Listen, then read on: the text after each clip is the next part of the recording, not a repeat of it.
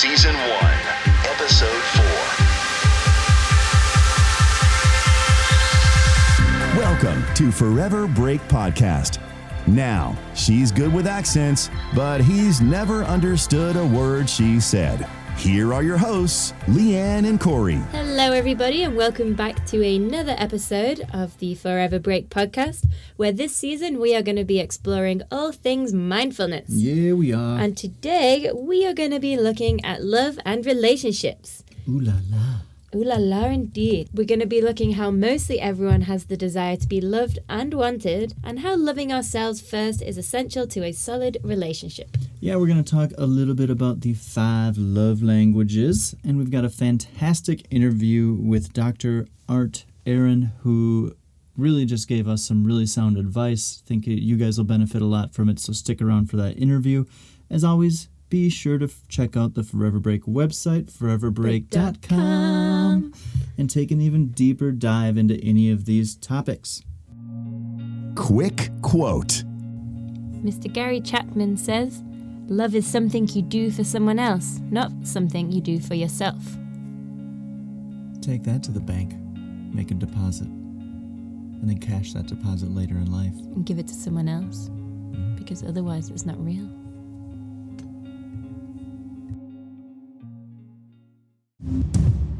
Focus on.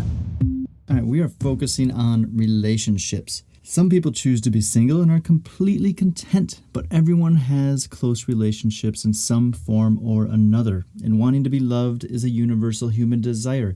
Even if you don't want a romantic relationship, you can apply some of the advice in this episode to your close non-romantic relationships like family or friends. You might not know this, but both of us were single for quite a while as well. We certainly were. And happiness in a relationship definitely requires being happy within yourself. For some brutally honest practical tips on that, make sure you check out episode 1 on mindfulness and self-love with Chris Armstrong. Super helpful. But think about some patterns in your current or previous relationships. We all know someone who dates for 3 to 6 months, then moves on to someone new. This might even be you. Honeymoon phase. Honeymoon phase addiction. Perhaps the problem isn't with the partners, but an internal dissatisfaction. By loving ourselves, we can better receive the love of others and also share our love in return. If you have any patterns in dating or relationships that you can't break free and or explain, check out our episode on epigenetics and see if there might be some traits in your family's history that can be attributed. If you can shift the blame from yourself, always a winner. Yeah, definitely. That is not solid advice, do not quote me. However, we have found in our experience that entering into a relationship with the best possible version of you is ideal. So what does that actually mean? Knowing your values, your deal breakers, how you handle life and difficult situations, and having the confidence to be able to communicate that to your partner. Yeah, so for instance, I've had 2 major relationships in my life. One about 7 years ago, and then currently this one with Lianne. I can see vast differences between going into both of those, and the biggest thing is that after that first one, I spent a lot of time on my own trying to learn about myself, what things matter most to me, and how I can just be a better overall contributing partner to a relationship, and hopefully I'm putting that into practice. Yet to be determined. So, do you have any thoughts or experience with this? Yeah, I mean, obviously, as I like to remind you and everyone else, that I am so much younger, so I don't quite have the year disparity between my relationships. I also think that you just have, at 27 years old, I think that you have this very acute awareness of who you are, compared to me anyway at that age. Yeah. And it took me some time to work on that and figure that out, and I think that you're just very lucky in that sense. You've just done... Yeah, I'm very independent, and I've always been very self-assured about that. And I think, yeah, you're right. I've just been very fortunate in life that I have the confidence to say what I think. Yeah. But I definitely see a growth within myself coming from that first relationship to how I am with you. I'll always speak my mind, but maybe in the first relationship, the guy kind of treated me very badly. And I was just kind of, standard teenager, like, oh, yeah, I mean, okay, he said sorry, it's going to be fine. Yeah. Whereas, like, now, if he did half of the shit that he did to me, I'd be like, okay, Corey, this isn't going to work. But you wouldn't. But communication, and I think that is the biggest thing that I've noticed, and I'm sure you've noticed between your relationships, is that this is just such a great anchor for any good relationship. If you start the pattern of good communication early and don't falter from it, then what could possibly go wrong? Yeah, I mean, this is where mindfulness comes into play, right? Are we being petty? Are we looking for a win-win to an argument? Or are you trying to hurt your partner? These are the types of questions that I think you need to ask yourself. And that's the kind of thing that just can kind of make these little small disagreements or something like turn into this big blown up thing where you might be angry. And, you know, another key piece of advice that someone told me a long time ago, try not to fall asleep angry. Yeah. I like that rule. Yeah, I like that rule too. Mostly because I wake up angry. Digging deeper. So, moving on to love languages. They were originally identified in Gary Chapman's iconic book. And even in seemingly stable relationships, one or both parties can feel unloved if their, in quotation marks, love tank, Love tank. love gun, tank. is empty. If their partner is not speaking their love language. So the 5 love languages are words of affirmation, quality time, acts of service, gifts, and physical touch. We actually did the online test for love languages, and here is what we discovered. For me, my top 2 were physical touch and words of affirmation. Leanne, what were yours? Mine, so coming in top was quality time, and then followed closely by words of affirmation and physical touch. She likes that QT. I do. I just need to know that everyone loves me. I think that since we've taken this test, we've just kind of tried to be a little bit more mindful of this. Yeah. It is just something that I know that Leanne likes quality time, so I try to give that to her. And with me, she just is hands on me all the time to the point of embarrassment in public, so we don't have any issues there. Come closer. Let me stroke your nipples. No, but really, it's just kind of a good thing. And I think that these languages, they're not just for your spouse or whoever that might be, your loving partner. This can work in friendships. It can work in the office with employers and employees. Just knowing how to communicate with people. Yeah, like paint that picture. If person A, you know that they respond really well to physical touch in the office, if you want to congratulate them, give them a hug, give them if it's appropriate, give them like a pat on the back or something like that. If they're feeling down, give them some kind of human connection, some contact. And I think it's just so beneficial, like you said, in any relationship. If you know what that person responds to, you can more successfully convey what you want them to feel. Yeah, I really agree with that. Go ahead and check our show notes. We're going to link you guys to that test and also to the book if you want to read that. Highly recommended. And this is just one essential tool for a strong relationship, and we would rather learn from an expert on the subject. So we'll explore some more in our interview with Dr. Arthur Aron. Expert interview.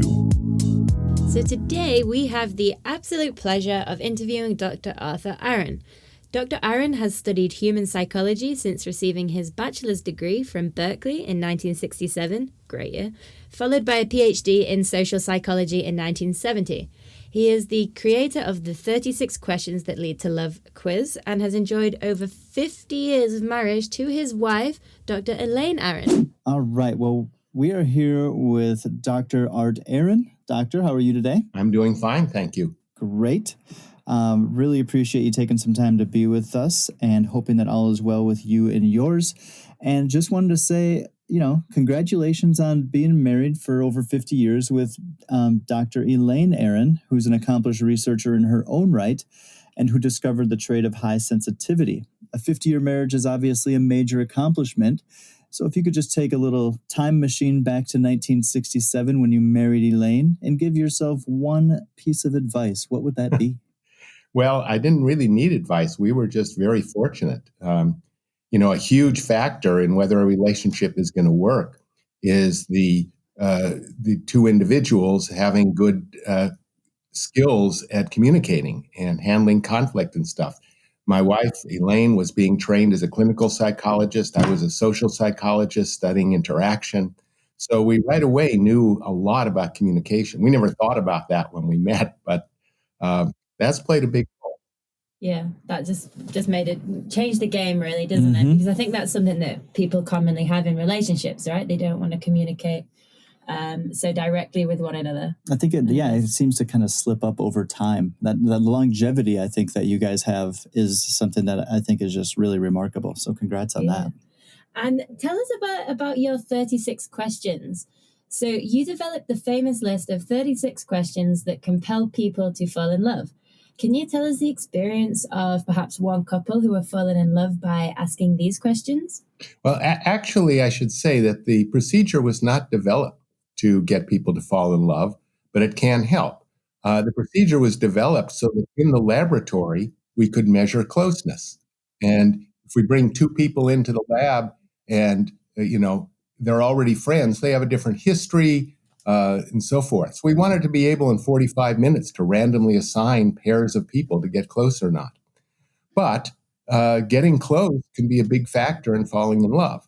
And one of the things that happened early on is that we were pre-testing the procedure, pilot testing it, and a couple of the research assistants in our lab who were working on other projects did the procedure. And they fell in love, and I haven't been in touch with them for some years, but at least 10 years ago, which was still a long time, they were still together and happy. Wow.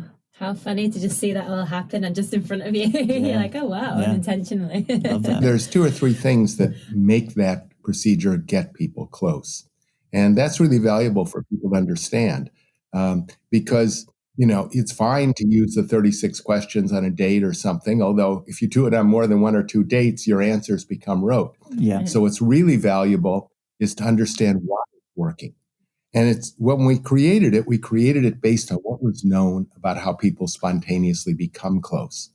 And we really put in 3 things. The biggest is that when you get close to someone, it's important to reveal personal things and to hear personal things from the other, but not too fast and not just one way. So if you're riding on a plane with someone and they're just going on and on and on, that's not going to work. But if I say something a little bit personal, and then they say something, and it's important not to reveal too much too fast because it's sort of scary to the other person and how they might respond. But that gradually escalating more and more personal both ways. It's really important to be listening and also to feel you're being listened to. So that's a big part of it. And the other 2 things are that thinking the other person is similar. In the 36 questions, after it's gone on a little while, we have some items like mention some things you've noticed you have in common. We don't ever say mention some things you don't have in common. Keep it positive. Well, actually, it can be a benefit in some ways to be different, but mostly we want to feel we're the same. And but I'll come back to this difference in a few minutes because it's also a benefit to my wife and I that we're different in some important ways. Mm-hmm. But the third thing is letting the other person know you like them. Again, in the 36 questions, after it's gone on a little while, we have some items like, name some things you like about the other person. Again, we don't say things you don't like. That's not an advantage to dislike anything. But it's important to feel your life. People used to feel that playing hard to get was a good idea. It turns out it's not. I mean, it's good to play hard for other people to get you, but not for this person. I do always wonder where that idea came from, that whole hard to get thing. Like, where does that come from? Because that's just, I get it at first, I guess, but like, it doesn't make sense logically. As an adult, it doesn't make so much sense. People want what they can't have or something like that? Well, if you can overcome some obstacle, that adds something to it. And that may be why. And you might want to make, I think it may come from people wanting the person to think you're hard for everyone to get. So you're special if you're getting me. Okay. It is an advantage for the person to think other people you're hard for other people to get, but not for you.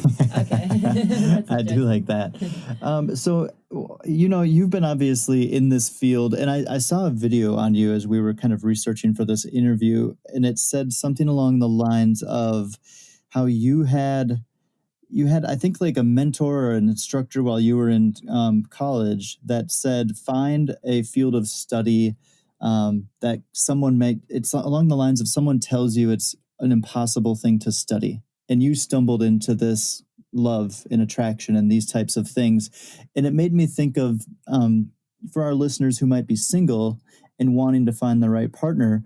You've been studying this for so long. So what advice would you offer to help prepare people who are single, looking for a new relationship, but what kinds of things can they do as they're in that search to be working on themselves? Well, I think yourself is a big factor once you've formed a relationship. People like to think it's the match or the other person. Pretty much the biggest effect of the quality of a relationship is who you are.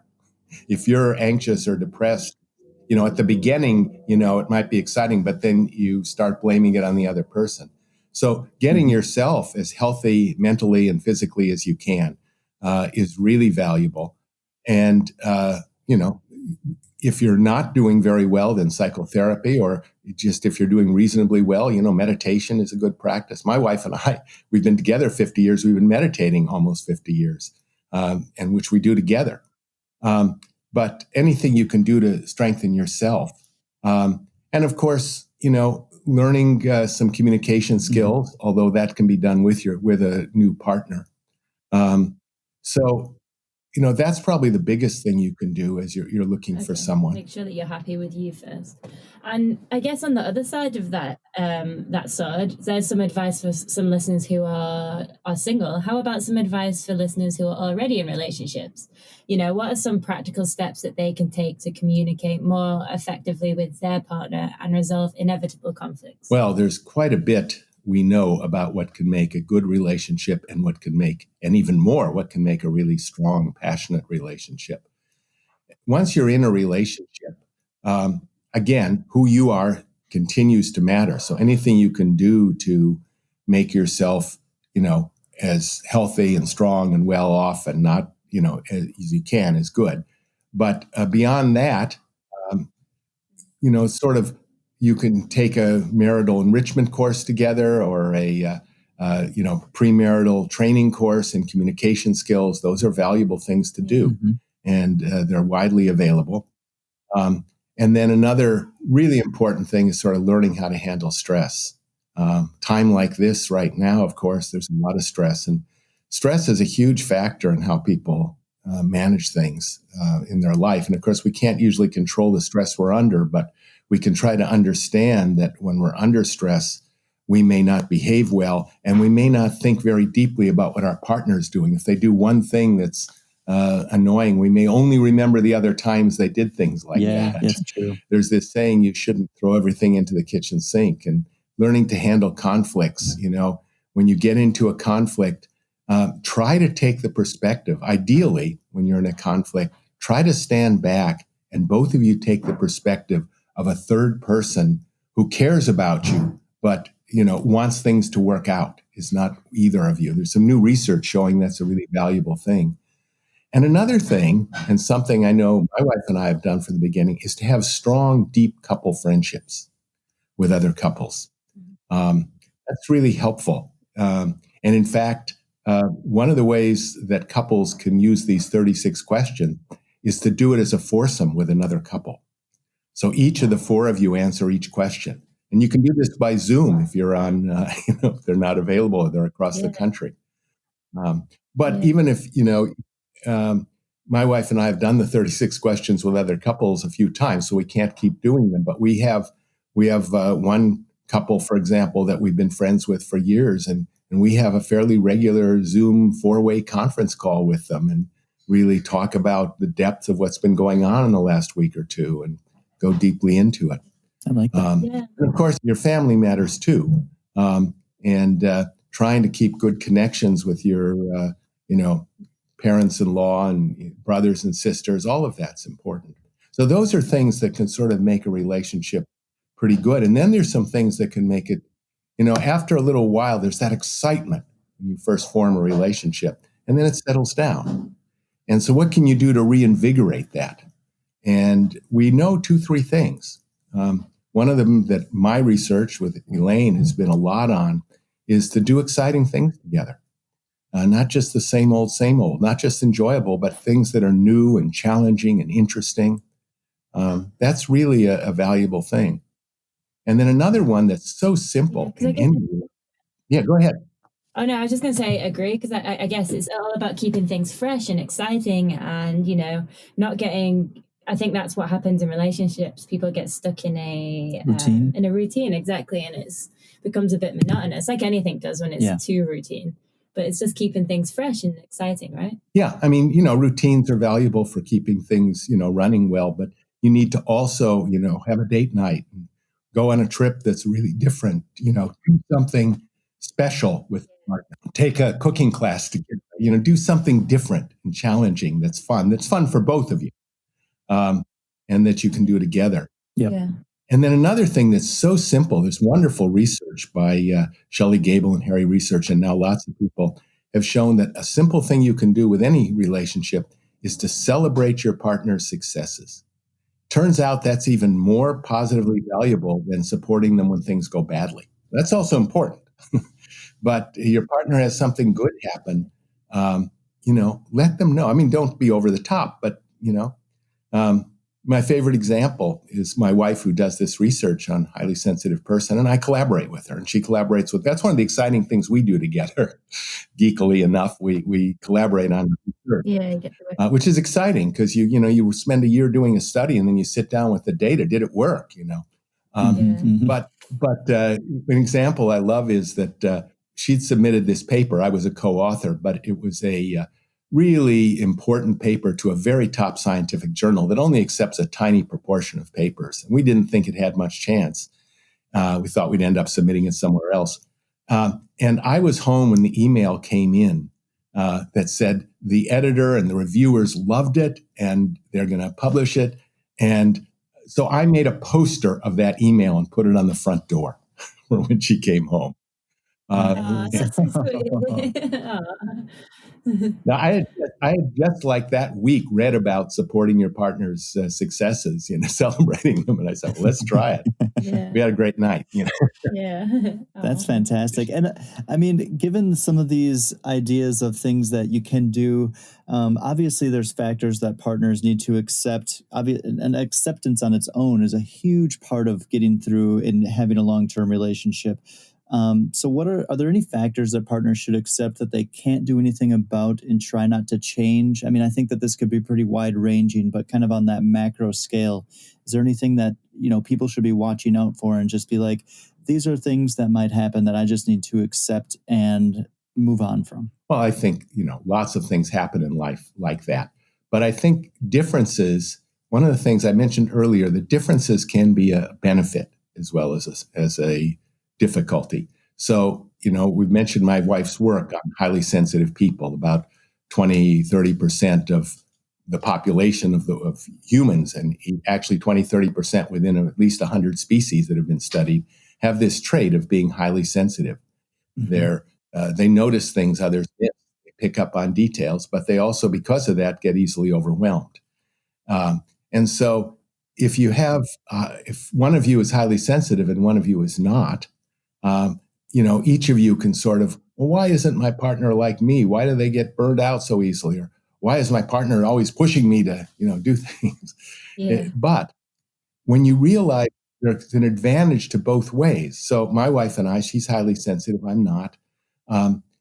Like when we go on a trip, when we get there, she's usually worn out. And I go out and look around and find a restaurant for us to eat dinner.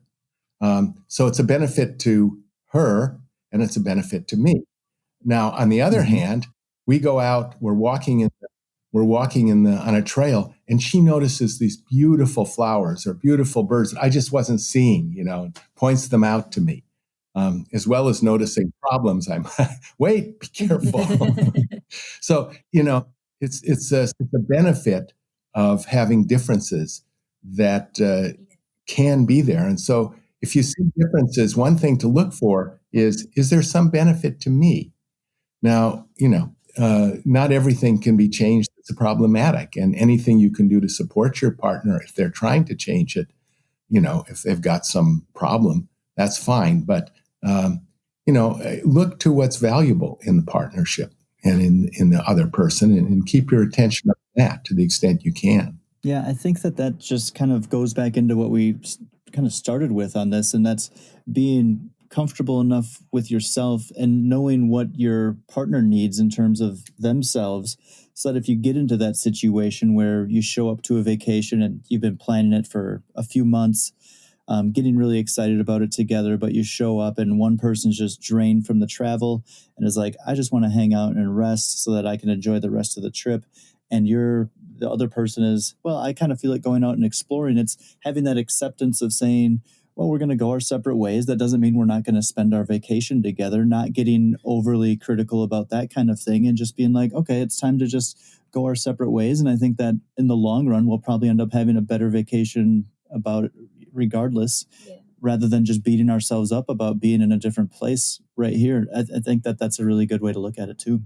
Yeah, and not just look at that, allowing the separation time is good for us, which is important, but also that sometimes that separation time is actually more beneficial than if you hadn't taken it. That you each can bring different things to the relationship. Yeah, I agree with that. And I'm going to take you backwards to the stress, because you were talking about, stress and tension. And inevitably in our modern society, with just the kind of work schedules we have and what life throws at you, it's going to happen.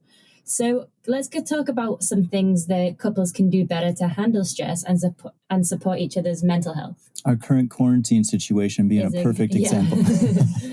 Yes, I mean, the quarantine thing is really intense for people. I mean, for my wife and I, we work so much from home anyway, doing our research, analyzing data and communicating with colleagues from home to a large extent. But no, if people feel trapped in, even if they're alone, let alone if they're with a partner, they can feel trapped in with the partner as well as supported by the partner. But what can you do? There's one issue is what you can do with this particular quarantine, but more generally, handling stress, a big part of it is just understanding that stress limits your mental abilities. You're not seeing the big picture. And so to the extent when you're under stress, you can stand back and look at the bigger picture and not just see this immediate costs or difficulties, but also all the benefits that go with the partner or the circumstances. That's really valuable. And to realize that you're going to misbehave as well as the partner is going to misbehave if you're both under stress, and to understand that it's due to the stress. It's not how you always are. Just those understandings can be helpful. And of course, anything you can do to mitigate the stress is great. But yeah.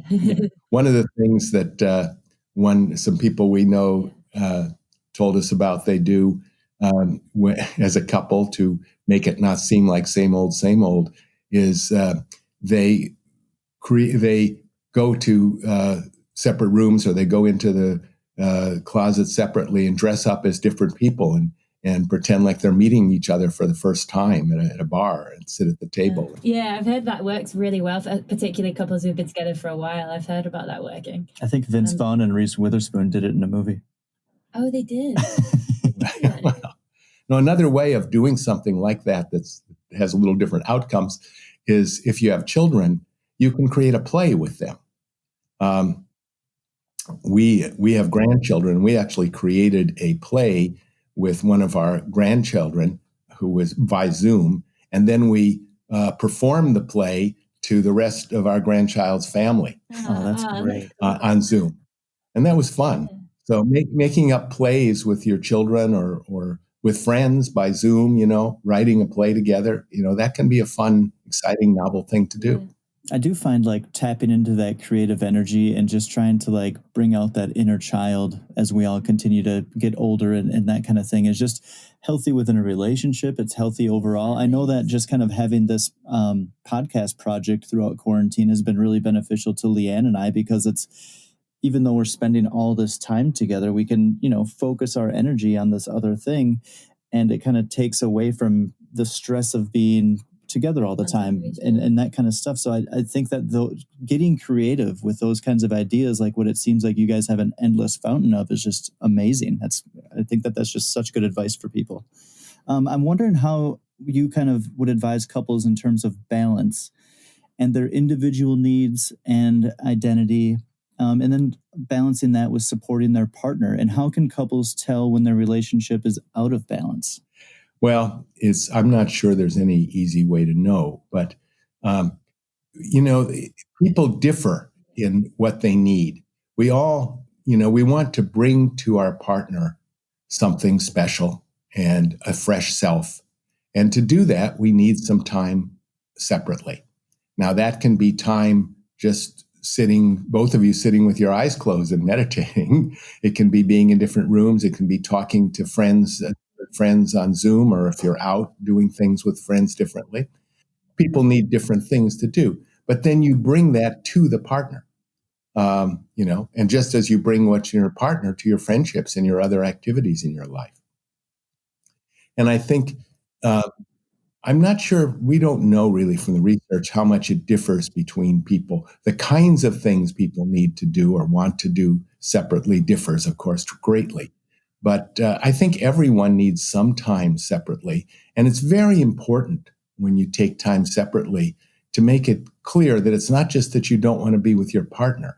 It's that you need time alone, or you need time with other friends for its own sake, not that you want to be away from your partner. Now, of course, you may want to be away from your, if it's been over the top, but it's important to focus as you can on the benefits from doing it for yourself and through yourself being happier for your partner, rather than on needing to be away from your partner. It's more that you need, as you put it, a balance. You need some of each. And keeping your own identity is so important in relationships as well, right?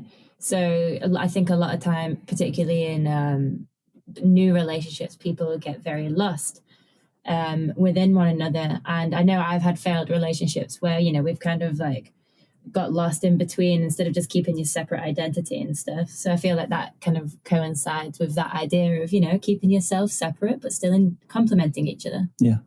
Which is a nice idea. So we know your wife, Elaine, is a highly sensitive person. She's written several books to help highly sensitive people thrive, and her work has brought so much awareness to this often misunderstood trait.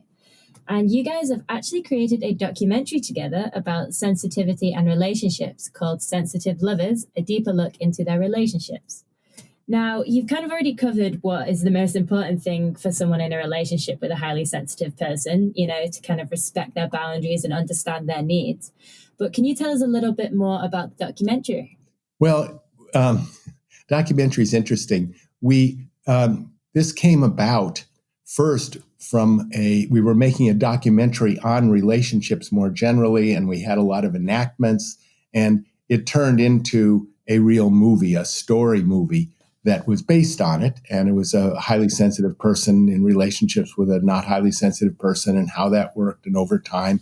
And it's a real story, Sensitive and in Love movie.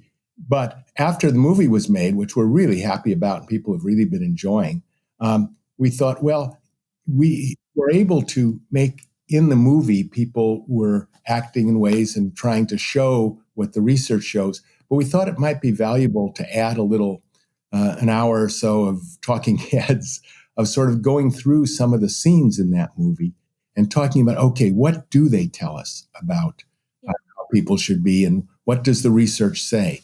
And so my wife and I sat down with the director of the movie, and we selected some scenes, and the scenes are shown, and then we discuss, or in some cases we discuss first that particular topic. So if the topic is like needing time alone, as you pointed out, or the topic is appreciating what each other brings to the relationship, or how to handle things that arise differently.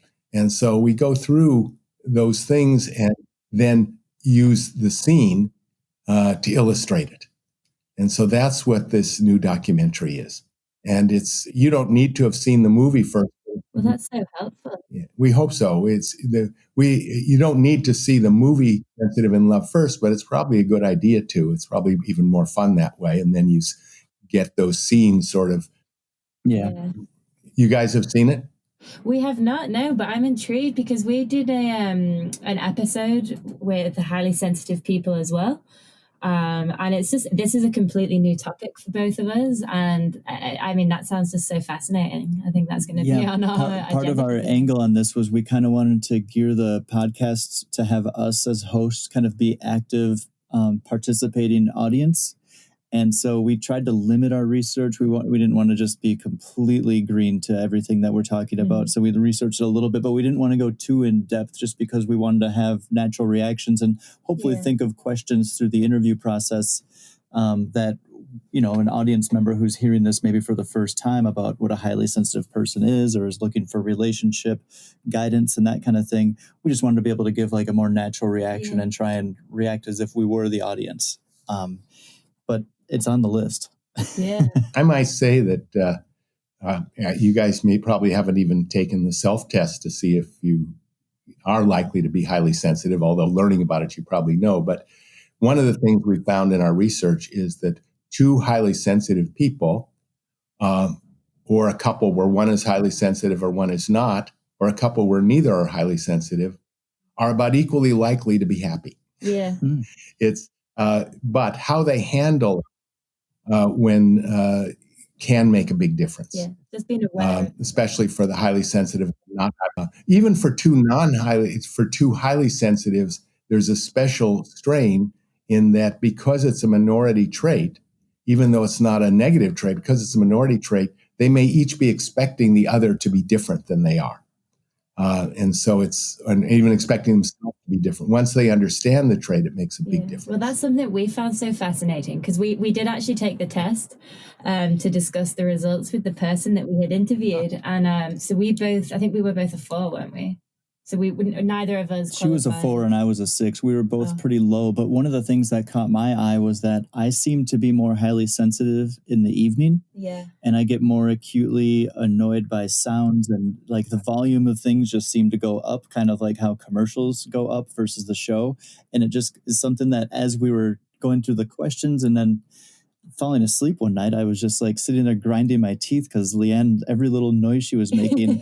And I was like, probably because we're just studying highly sensitive people is because I'm noticing this, but I think time of day might be something for me. It's fascinating. That's an interesting question. We've never looked at that in our research or any of the research, not all our research. There's hundreds of people doing research on this now, but I don't think any of them have looked at time of day. That would be an interesting thing to look at. Hey, if you need a guinea pig, I owe you one. And I'm really bad in the morning too.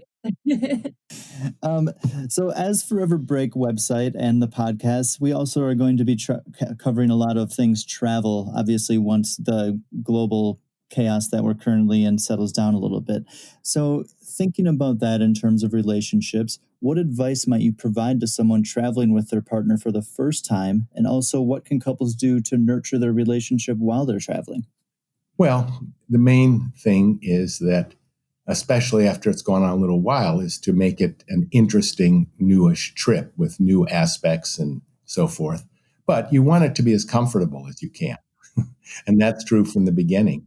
You want to be sure that you've planned things that would be hassles and to minimize the hassle side of it to the extent you can, realistically. It's worth spending the time in advance to keep the difficulties and hassles down, because they create stressors that not only interfere with enjoying the trip, they can interfere with your relationship. On the other hand, if the practical sides of it are running fairly smoothly and you're appreciating together this new and interesting stuff, that's wonderful.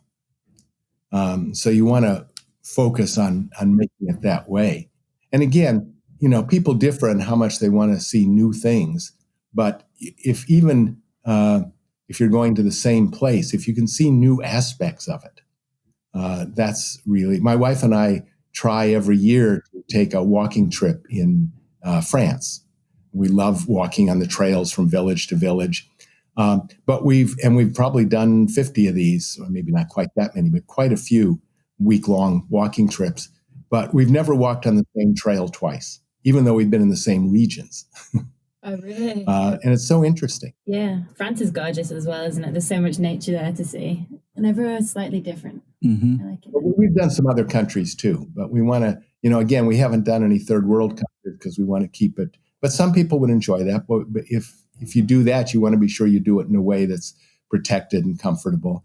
We like to go on our own just as a twosome, and we want to be in a safe place. So we've done a lot of places in Europe, and we've done New Zealand and such, but we haven't really done we took one walk in a third world country, and we had a guide there, and so we were protected. Yeah, and that's nice because then you get a lot of information about the local area as well as experiencing the new experience that you guys want to do together. Yeah, we also have taken a couple of our walking trips with another couple, and that was fun.